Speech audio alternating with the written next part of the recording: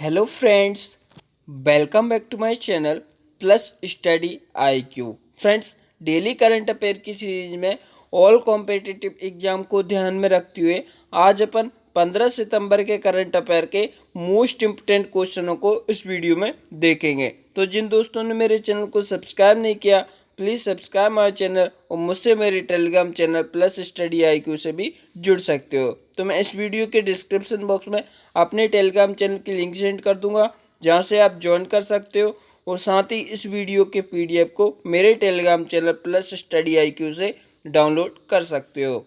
तो चलो friends, start करते हैं आज का अपना पहला क्वेश्चन। तो पहला क्वेश्चन यहाँ पे क्या है, हाल ही में हिंदी दिवस कब मनाया गया है। हाल ही में हिंदी दिवस कब मनाया गया है दोस्तों, तो ये मनाया गया है 14 सितंबर को। यहाँ पे 14 सितंबर को क्या दोस्तों, हिंदी दिवस के रूप में मनाया गया है।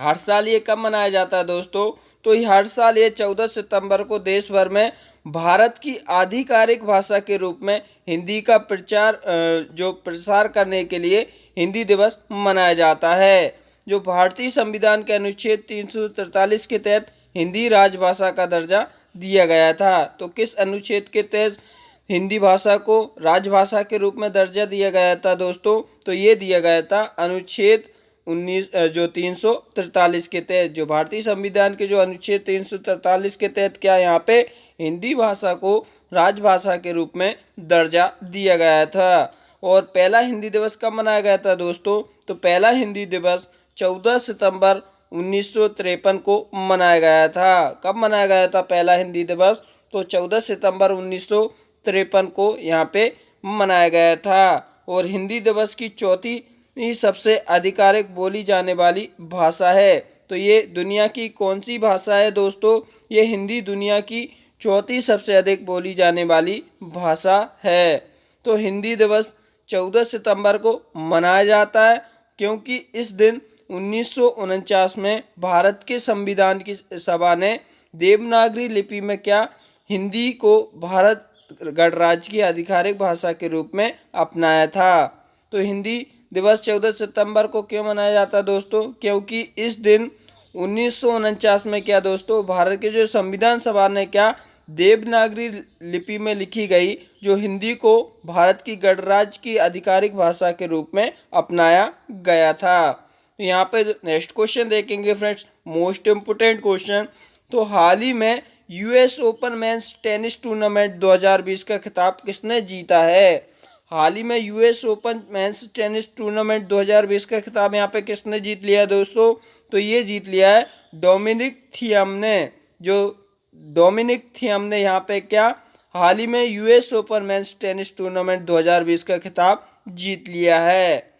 यहाँ पे जो ऑस्ट्रेलिया के ये कहाँ के हैं दोस्तों डोमिनिक थियम, तो ऑस्ट्रिया के जो डोमिनिक थियम क्या ने 2020 के जो यूएस ओपन टूर्नामेंट में अलेक्जेंडर ज्वेरर को हराकर मेन सिंगल का खिताब अपने नाम कर लिया है।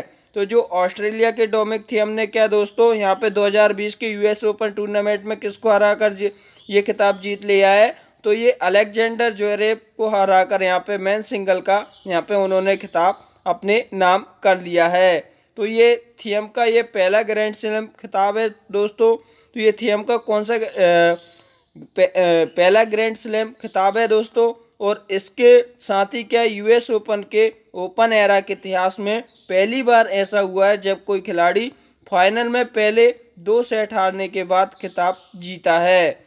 तो ये थियम 2004 में जो फ्रेंच ओपन में गैस्टन गार्डियो के बाद से 2 सेट से ग्रैंड स्लैम खिताब पर कब्जा करने वाले पहले खिलाड़ी हैं। यहाँ पे नेक्स्ट क्वेश्चन देखेंगे फ्रेंड्स। तो नेक्स्ट क्वेश्चन अपना क्या है, हाल ही में 14वें एशियन रीजनल प्लेटफॉर्म में भारत का प्रतिनिधित्व किसने किया है। तो जो हाल ही में 14वें एशियन रीजनल प्लेटफॉर्म में भारत का प्रतिनिधित्व किसने किया है दोस्तों, तो ये किया है वी मुरलीधरन ने। यहाँ पे वी मुरलीधरन ने क्या दोस्तों हाल ही में जो 27वें एशियन रीजनल प्लेटफॉर्म में भारत का प्रतिनिधित्व किया है। यहाँ पे जो विदेश राज्य मंत्री वी मुरलीधरन ने क्या दोस्तों भारत की ओर से 27वें आसियान रीजनल प्लेटफॉर्म में हिस्सा लिया है और बी मुरलीधरन ने यह 27वें एशियन रीजनल प्लेटफॉर्म के दौरान समुद्री सुरक्षा, आतंकवाद से निपटने सहित कोविड-19 महामारी पर भारत के प्रयासों को साझा किया है। तो जो केंद्रीय विदेश मंत्री कौन, सुब्रमण्यम जयशंकर हैं। और जो नेक्स्ट क्वेश्चन देखेंगे फ्रेंड्स अपन यहाँ पे, तो जो हाल ही में रघुवंश प्रसाद सिंह का निधन हो गया है, वे कौन थे। तो जो हाल ही में रघुवंश प्रसाद सिंह का निधन हो गया दोस्तों, तो वे कौन थे, तो ये थे एक पूर्व केंद्रीय मंत्री। ये पूर्व केंद्रीय मंत्री यहाँ पे कौन, पूर्व केंद्रीय मंत्री रघुवंश प्रसाद सिंह का यहाँ पे निधन हो गया। वे कौन थे, ये पूर्व केंद्रीय मंत्री थे। तो यहाँ पे जो पूर्व केंद्रीय मंत्री और राष्ट्रीय जनता दल राजद के दिग्गज नेता रघुवंश प्रसाद सिंह का यहाँ पे निधन हो गया है। वे क्या 15वीं लोकसभा सदस्य थे और बिहार के वैशाली निर्वाचन क्षेत्र का प्रतिनिधित्व करते थे। यहाँ पे नेक्स्ट क्वेश्चन देखेंगे फ्रेंड्स, तो हाल ही में भारत और किस देश के बीच द्विपक्षीय 2+2 अंतर सत्रीय बैठक का आयोजन किया गया है। तो जो हाल ही में भारत और किस देश के बीच द्विपक्षीय 2+2 अंतर सत्रीय बैठक का आयोजन किया गया है दोस्तों, तो ये किया गया है अमेरिका और इंडिया के बीच। किसके बीच दोस्तों, अमेरिका और इंडिया के बीच। यहाँ भारत और अमेरिका देश के बीच क्या द्विपक्षीय 2+2 अंतरीय सत्रीय बैठक का आयोजन किया गया है। यहाँ भारत और संयुक्त राष्ट्र अमेरिका ने क्या वर्चुअल मोड में आधिकारिक स्तर पर द्विपक्षीय 2+2 अंतर सत्रीय बैठक आयोजित की और बैठक के दौरान दोनों पक्षों ने रक्षा, सुरक्षा और विदेश नीति में द्विपक्षीय संबंधों में प्रगति और विकास की समीक्षा की। तो यहाँ पे बैठक के दौरान क्या किया दोस्तों, दोनों पक्षों ने रक्षा और विदेश नीति क्षेत्रों में द्विपक्षीय संबंधों में प्रगति और विकास की समीक्षा की। यहाँ पे जो भारतीय प्रतिनिधि मंडल ने क्या दोस्तों, प्रतिनिधि मंडल का नेतृत्व विदेश मंत्रालय में संयुक्त सचिव सुश्री वाणी राव और रक्षा मंत्रालय में संयुक्त सचिव अंतर्राष्ट्रीय सहयोग श्री सोमनाथ घोष ने किया।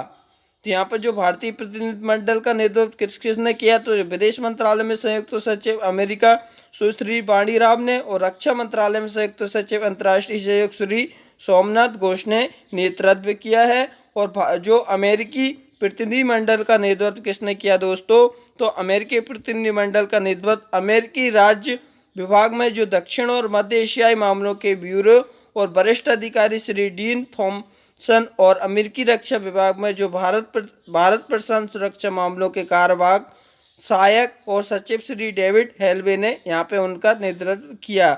तो यहाँ पे नेक्स्ट क्वेश्चन देखेंगे फ्रेंड, मोस्ट इम्पोर्टेंट क्वेश्चन। तो हाल ही में फार्मूला 1 टस्कन ग्रैंड प्रिक्स 2020 किसने जीती है। हाल ही में फार्मूला 1 टस्कन ग्रैंड प्रिक्स जो ग्रैंड प्रिक्स 2020 किसने जीत ली है दोस्तों, तो ये जीत ली है लुइस हैमिल्टन ने। यहाँ पे लुइस हैमिल्टन में हाल ही में क्या फार्मूला 1 टस्कन ग्रैंड प्रिक्स 2020 जीत ली है। यहाँ पर जो लुइस हैमिल्टन जो मर्सिडीज रेसर जो ग्रेट ब्रिटेन के हैं ने, इन्होंने क्या इटली के मुगेलो सर्किट में आयोजित फार्मूला 1 टस्कन ग्रैंड प्रिक्स 2020 जीत ली है। तो ये इस सीजन की उनकी कौन सी जीत है दोस्तों, तो ये इस सीजन की उनकी 6वीं जीत थी और उनके करियर की 90वीं F1 जीत है। तो जो इस रेस में क्या वाल्टेरी बोटास जो मर्सिडीज फिनलैंड के हैं दूसरे स्थान पर रहे, और जबकि अलेक्जेंडर एल्बोन रेडबुल थाईलैंड के हैं वो तीसरे स्थान पर रहे। तो जो टस्कन ग्रैंड प्रिक्स का पहला संस्करण था दोस्तों यहाँ पे 2020 में, और फार्मूला 1 वर्ल्ड चैंपियनशिप की 9वीं रेस थी। यहाँ पे जो टस्कन ग्रैंड प्रिक्स दोस्तों यहाँ पे पहला संस्करण है 2020 का, और फार्मूला 1 वर्ल्ड चैंपियनशिप की यहाँ 9वीं रेस थी। यहाँ पे नेक्स्ट क्वेश्चन देखेंगे फ्रेंड्स अपन यहाँ पे, तो हाल ही में ASCI का नया अध्यक्ष किसे चुना गया है। हाल ही में यहाँ पे ASCI का नया अध्यक्ष किसे चुना गया है दोस्तों, तो ये चुना गया है सुभाष कामत को। यहाँ पे सुभाष कामत को यहाँ पे हाल ही में ASCI का नया अध्यक्ष चुना गया है। जो सुभाष कामत को भारतीय विज्ञान मानव परिषद यानी स्टैंडर्ड्स काउंसिल ऑफ इंडिया के बोर्ड ऑफ गवर्नर्स का चेयरमैन चुना गया है दोस्तों। और ASCI के उपाध्यक्ष के पद पर काम कर रहे कामत सोनी पिक्चर्स नेटवर्क के जो अध्यक्ष रोहित गुप्ता का यहाँ पे स्थान लेंगे। और जो भारतीय विज्ञान मानव परिषद की स्थापना कब हुई थी दोस्तों, अगर इसके बारे में समझे तो भारतीय विज्ञान मानव परिषद की स्थापना कब हुई थी, तो 1985 में इसकी स्थापना हुई थी। और भारतीय विज्ञान मानव परिषद का मुख्यालय कहाँ है, तो मुंबई महाराष्ट्र में इसका मुख्यालय है। यहाँ पे नेक्स्ट क्वेश्चन देखेंगे फ्रेंड्स। तो नेक्स्ट क्वेश्चन अपना क्या है, हाल ही में गरिमा योजना किस राज्य सरकार ने शुरू की है। तो हाल ही में जो गरिमा योजना किस राज्य सरकार ने शुरू की है दोस्तों, तो ये योजना शुरू की है उड़ीसा सरकार ने। यहाँ पे उड़ीसा सरकार ने क्या यहाँ पे हाल ही में गरिमा योजना शुरू की है। तो जो उड़ीसा के जो मुख्यमंत्री नवीन पटनायक द्वारा क्या दोस्तों यहाँ पे गरिमा नामक एक नई योजना की शुरुआत की गई है। और जिसका उद्देश्य क्या है दोस्तों यहाँ पे, तो उद्देश्य राज्य में कोर स्वच्छता कर्मियों की आर्थिक सुरक्षा और सामाजिक प्रतिष्ठा सुनिश्चित करना है। तो जिसका उद्देश्य क्या है दोस्तों, जो राज्य में कोर स्वच्छता कर्मियों की जो आर्थिक सुरक्षा और सामाजिक प्रतिष्ठा सुनिश्चित करना है। यहाँ पे अगर उड़ीसा के बारे में समझे तो उड़ीसा की राजधानी कौन सी है दोस्तों, उड़ीसा की राजधानी है भुवनेश्वर। और उड़ीसा के राज्यपाल कौन है, तो गणेशी लाल यहाँ पे उड़ीसा के राज्यपाल है। और मुख्यमंत्री कौन है उड़ीसा के, तो नवीन पटनायक यहाँ पे उड़ीसा के मुख्यमंत्री हैं दोस्तों। यहाँ पे नेक्स्ट क्वेश्चन देखेंगे। तो नेक्स्ट क्वेश्चन अपना क्या है, हाल ही में सिटी ग्रुप की पहली महिला CEO कौन बनी है। तो हाल ही में जो सिटी ग्रुप की पहली महिला CEO कौन बनी है दोस्तों, तो ये बन गई हैं जेन फ्रेजर। जो जेन फ्रेजर यहाँ पे क्या हाल ही में सिटी ग्रुप की पहली महिला CEO बन गई हैं। यहाँ पे जो सिटी ग्रुप ने जेन फ्रेजर को यहाँ पे अपना नया मुख्य कार्यकारी अधिकारी चुना है दोस्तों। तो वह इस प्रमुख वैश्विक बैंक की पहली महिला CEO होंगी।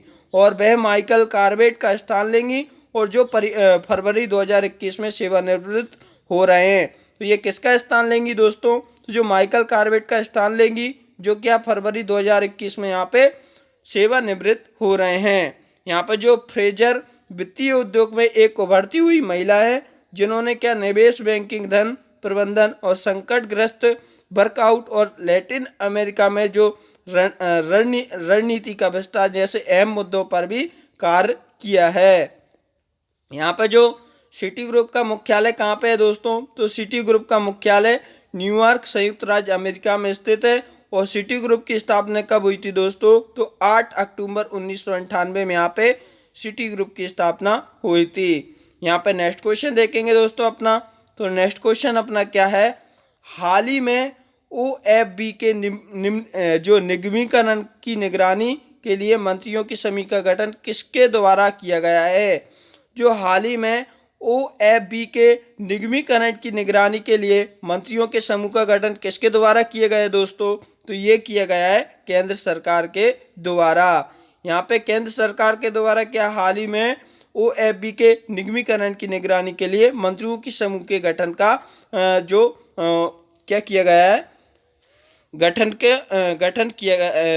किसके द्वारा किया गया है दोस्तों, केंद्र सरकार के द्वारा यहाँ पे इसका गठन किया गया है। और केंद्र सरकार ने क्या यहाँ पे दोस्तों, केंद्र सरकार ने जो आयुध निर्माण बोर्ड ऑर्डिनेंस फैक्ट्री बोर्ड यानी OFB के निगमीकरण की जो प्रक्रिया की निगरानी के लिए उच्चाधिकार प्राप्त मंत्री समूह एम्ब्रेट ग्रुप ऑफ मिनिस्टर का गठन किया है। तो जो रक्षा मंत्री राजनाथ सिंह ने इस EGOM यानी एम्ब्रेट ग्रुप ऑफ मिनिस्टर के अध्यक्ष हैं। तो यहाँ पे इसके अध्यक्ष कौन है दोस्तों, तो रक्षा मंत्री राजनाथ सिंह इसके अध्यक्ष हैं। और सरकार ने क्या यहाँ पे आत्मनिर्भर भारत पहल के तहत 16 मई को यहाँ पे घोषणा की थी। तो ये कब की थी दोस्तों, यहाँ पे तो रक्षा मंत्री राजनाथ सिंह ने इसके अध्यक्ष हैं। और सरकार ने आत्मनिर्भर भारत की पहल के तहत यहाँ पे 16 मई को यहाँ पे घोषणा की थी। और वह क्या OFB के जो 100% स्वामित्व वाले एक या एक से अधिक कारपोरेटर संस्थाओं में परिवर्तित करके आयुध आपूर्ति की यहाँ पर स्वायत्त जवाबदेही और दक्षता में सुधार करेगी, जो कि रक्षा मंत्रालय एक अधीनस्थ कार्यालय है। यहाँ पे जो इस वीडियो का ये लास्ट क्वेश्चन था दोस्तों। Thanks for watching. Please like, comment and subscribe my channel. Thank you so much friends.